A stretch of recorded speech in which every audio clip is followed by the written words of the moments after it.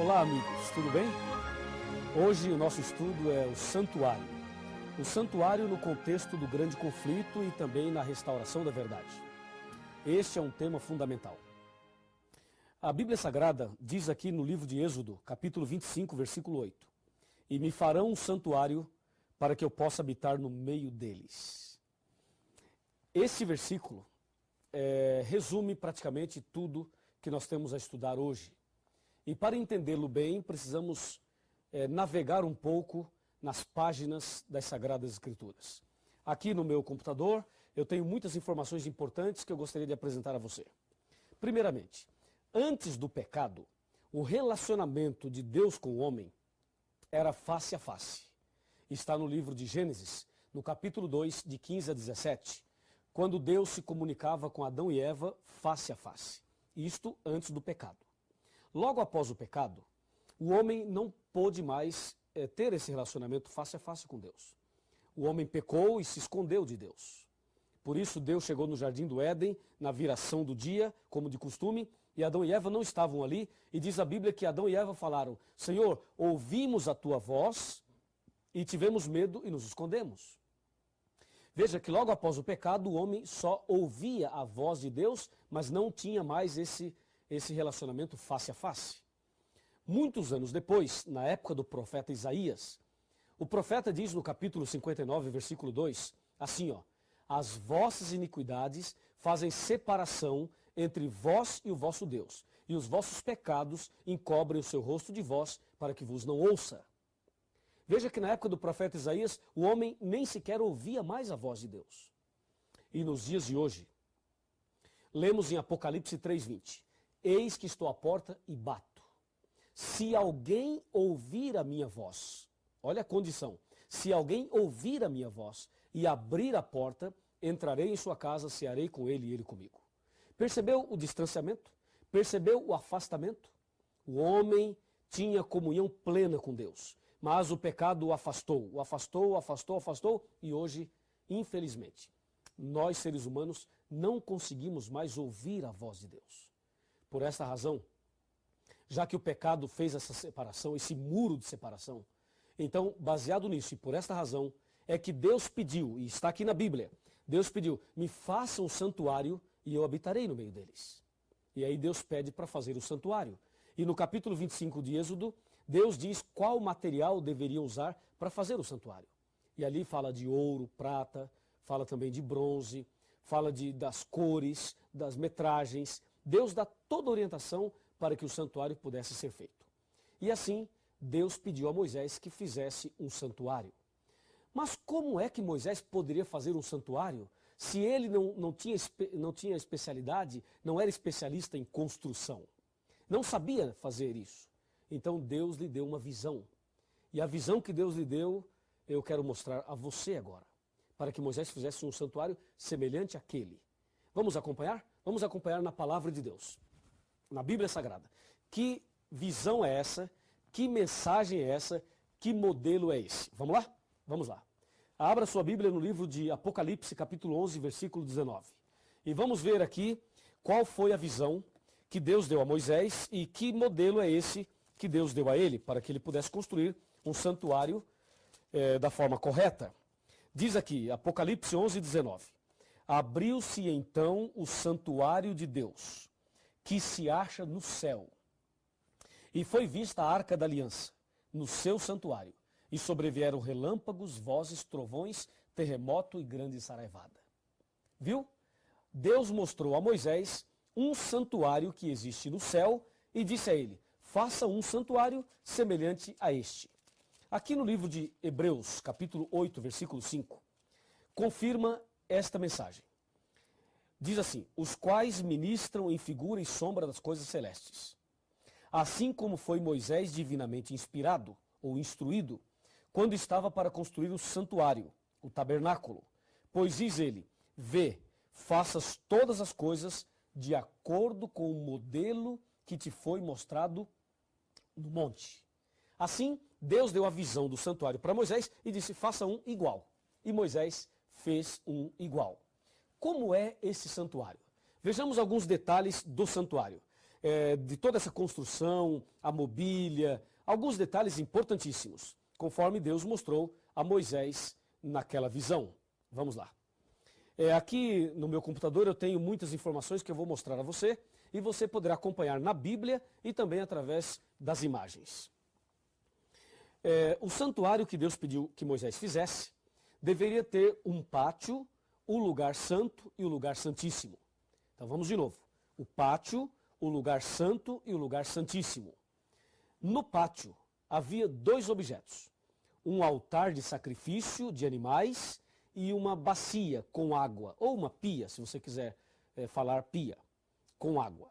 Aí, entrando no lugar santo, tinha uma mesa com 12 pães, eram chamados pães da proposição, pães feitos da flor da farinha, sem fermento. Tinha uma pilha de 6 aqui e uma pilha de 6 aqui, 12 pães. Ainda no lugar santo, tinha um castiçal com 7 lâmpadas. Essas lâmpadas ficavam acesas de dia e de noite, continuamente. E o que fazia aquelas lâmpadas ficarem acesas era azeite, o azeite. Tinha também no lugar santo um altar de incenso. Esse altar ficava mais ou menos ali próximo à divisão para o lugar santíssimo, mas ainda no lugar santo. Um altar de incenso. Depois, passando para o lugar santíssimo, havia uma cortina grande, um véu enorme. Essa cortina chamavam de véu. Esse véu é que separava o santo do santíssimo. No lugar santíssimo havia uma grande arca, um caixote, uma arca de madeira revestida de ouro, e essa arca é conhecida na Bíblia como a Arca da Aliança, ou Arca do Concerto. Ali estava no lugar santíssimo. Dentro desta arca, no lugar santíssimo, tinha o maná, a vara de Arão que floresceu e as 2 tábuas dos 10 mandamentos. Isso estava dentro da arca. Sobre a arca tinha uma tampa, e essa tampa chamava-se propiciatório. E sobre a tampa haviam 2 anjos querubins feitos de ouro, assim, ó, um curvado para o outro, assim, entendeu? Desse jeito. 2 anjos sobre a tampa da arca. E aí, no meio desses 2 anjos, sobre a arca, no lugar santíssimo, era exatamente ali que Deus se manifestava uma vez ao ano. Esse dia que Deus se manifestava era conhecido como o dia da expiação. Era o dia da reconciliação, o dia do juízo, o dia do perdão, o dia da misericórdia. Esse dia da expiação, Deus se manifestava ali, no lugar santíssimo, sobre a arca, entre os 2 querubins. Essa manifestação de Deus ali era conhecida como Shekinah. O Shekinah era a presença de Deus, uma nuvem de fogo com a presença do Deus Todo-Poderoso. Tudo isso que acabei de apresentar a você está em Hebreus capítulo 9, de 1 a 7. Lembrando que no lugar santo, o sacerdote entrava, e no lugar santíssimo, só o sumo sacerdote. O sacerdote entrava no lugar santo 2 vezes ao dia, e no lugar santíssimo, o sumo sacerdote sozinho, 1 vez no ano, ou ao ano. O que tudo aquilo significava? Para que aquele santuário? O santuário do Antigo Testamento era como uma escola para ensinar para o povo o plano da salvação. Até porque antes de Cristo morrer na cruz, as pessoas não tinham essa referência que nós temos hoje para obter o perdão pelo sangue de Cristo. Então, eles tinham o santuário e toda vez que cometia um pecado, eles deveriam pegar um cordeiro, o pecador levava o cordeiro até o pátio do santuário, ali ele se ajoelhava, colocava a mão sobre a cabeça do cordeiro, confessava os pecados a Deus e transferia a sua culpa do pecado para o cordeirinho. Depois pegava um facão e cortava o pescoço do cordeirinho. E aquele cordeirinho morria no seu lugar, e o sangue dele era usado ali no santuário pelo sacerdote, e o sacerdote então com o seu polegar direito fazia as impressões digitais nas pontas do altar. E o restante do sangue jogava no véu e derramava à base do altar.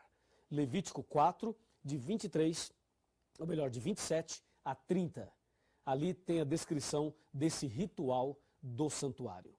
Assim, o santuário funcionou durante muitos anos antes de Cristo. Era uma tenda móvel que eles montavam e desmontavam. e fizeram isso mais de 40 vezes, aproximadamente 41 vezes, montando e desmontando o santuário.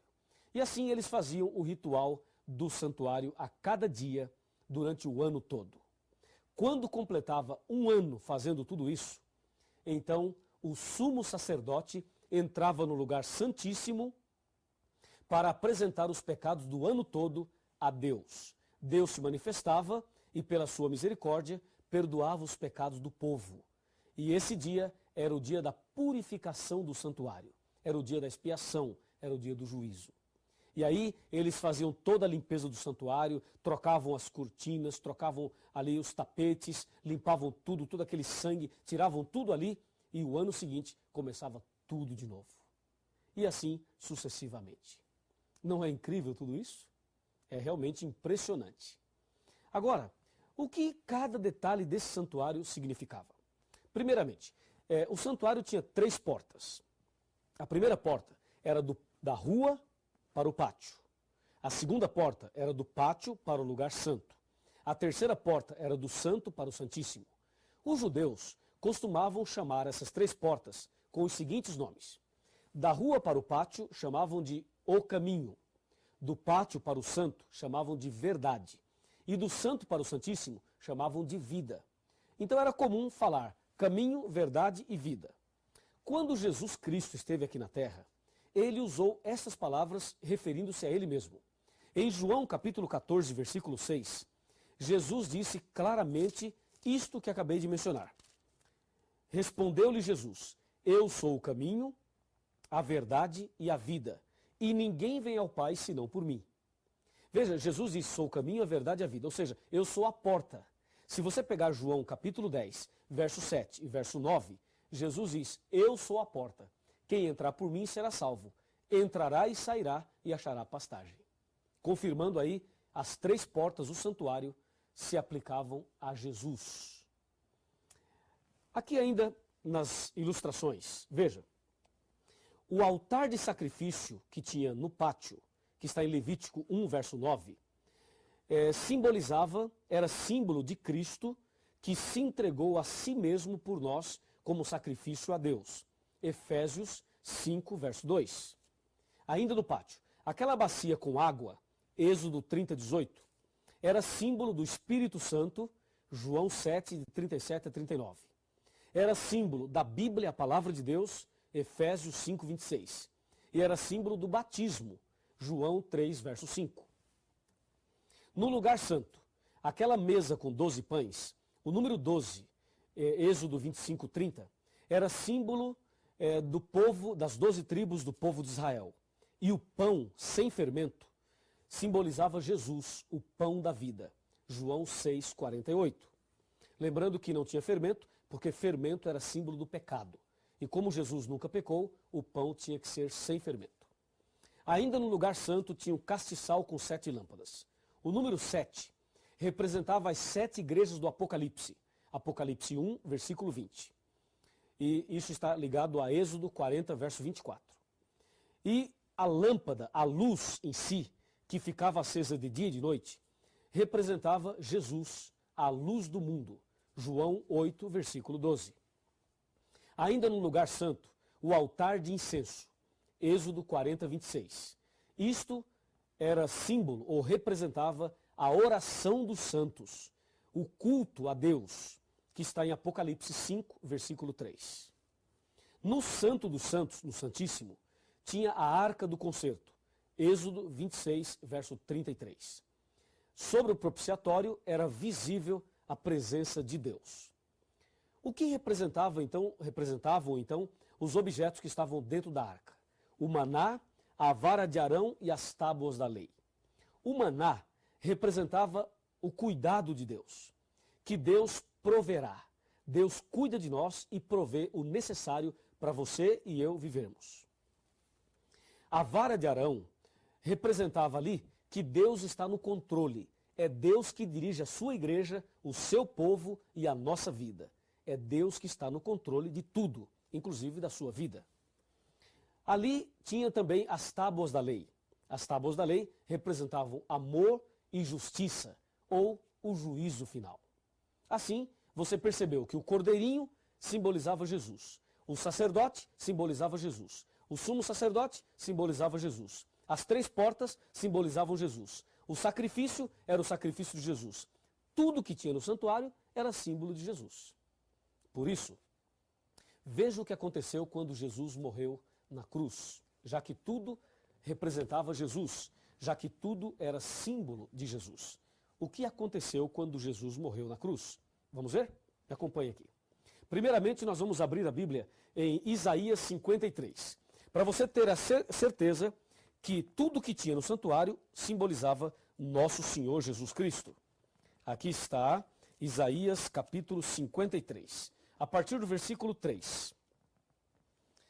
Com muita solenidade eu vou ler.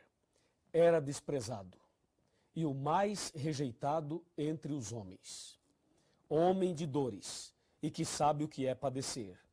E como um de quem os homens escondem o rosto, era desprezado, e dele não fizemos caso. Certamente ele tomou sobre si as nossas enfermidades, e as nossas dores levou sobre si. E nós o reputávamos por aflito, ferido de Deus e oprimido. Mas ele foi traspassado pelas nossas transgressões e moído pelas nossas iniquidades. O castigo que nos traz a paz estava sobre ele, e pelas suas pisaduras fomos sarados. Todos nós andávamos desgarrados como ovelhas, mas o Senhor fez cair sobre ele a iniquidade de todos nós. Ele foi oprimido e humilhado, mas não abriu a sua boca. Como cordeiro foi levado ao matadouro. Veja, como cordeiro foi levado ao matadouro. E como ovelha muda perante os seus tosqueadores. Ele não abriu a sua boca. João Batista o reconheceu como Cordeiro de Deus. Quando João Batista viu Jesus ali no Rio Jordão, disse: eis o Cordeiro de Deus que tira o pecado do mundo. Sim, todo o ritual do santuário apontava para Jesus. Assim como o pecador confessava os pecados e transferia sua culpa para o Cordeirinho, e o Cordeirinho morria, assim também Jesus levou sobre si as nossas culpas, os nossos pecados. Todos os pecados Jesus levou sobre si. E, infelizmente, Jesus teve que morrer. Mas, felizmente, ele morreu. Porque se ele não morresse, nós não seríamos salvos. Ele levou sobre si os nossos pecados. Como o cordeirinho, também no Velho Testamento, simbolizava isto. Meu amigo e minha amiga. Agora que você entendeu muito bem isso, é preciso entender o último aspecto desse estudo. Aqui em São Mateus, no capítulo 27, no versículo 50 e no versículo 51, aqui diz: e Jesus, clamando outra vez com grande voz, entregou o Espírito. E eis que o véu do santuário se rasgou em 2 partes, de alto a baixo. Tremeu a terra, fenderam-se as rochas. Ou seja, quando Jesus morreu na cruz, todo aquele ritual do santuário acabou. Todo aquele sistema de sacrifício de cordeiros do passado perderam o valor quando Cristo morreu na cruz. Hoje, Jesus ressuscitou, ou melhor, já está ressuscitado, ressuscitou ao 3º dia, e hoje ele está no céu, à direita de Deus, no lugar santíssimo do santuário, intercedendo por nós. O que Deus então espera de mim e de você? Por favor, venha aqui bem pertinho, quero falar algo muito importante para você. Pode se aproximar aqui, quero falar algo muito importante para você. Vem cá. Apocalipse 3:20 diz assim, eis que estou à porta e bato. Se alguém ouvir a minha voz e abrir a porta, entrarei em sua casa, cearei com ele e ele comigo. Lembra, no santuário tinha 3 portas. Jesus é a porta. E Jesus já abriu a porta da salvação para você quando morreu na cruz. Hoje, só falta você abrir a porta do seu coração. Como está o seu coração? Está fechado ou está aberto? Se ele estiver aberto, meus parabéns. Mas se ele estiver fechado, abra-o agora mesmo. Entregue a sua vida a Jesus. Tome uma decisão. E Deus fará de você a pessoa mais feliz do mundo.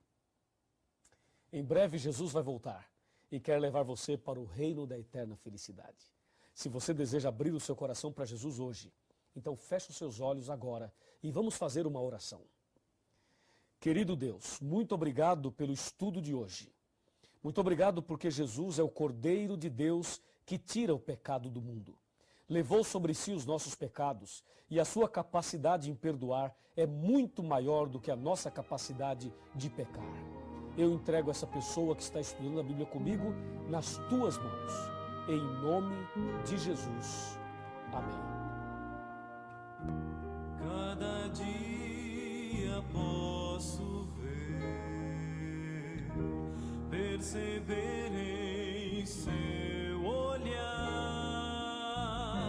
as pessoas tão vazias, cheias de pesar, vivem cada vez mais sós, morrem sem amor.